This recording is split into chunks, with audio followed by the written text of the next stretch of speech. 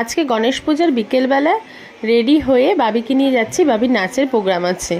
তো এই দেখো বাবিকে রেডি করে দিয়েছি, তারপরে আমি নিজেও রেডি হয়ে গেছিলাম। তারপরে এই যে পূজা মণ্ডপে চলে এসেছি, বনি আমাদের নিয়ে এসছে।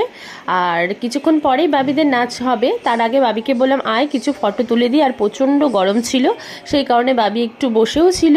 তো তারপরে অনেকক্ষণ দাঁড়িয়ে আছে, এখানে কারেন্ট চলে গেছিলো বলে ওদের প্রোগ্রামটা শুরু হতে একটু লেট হয়েছিল।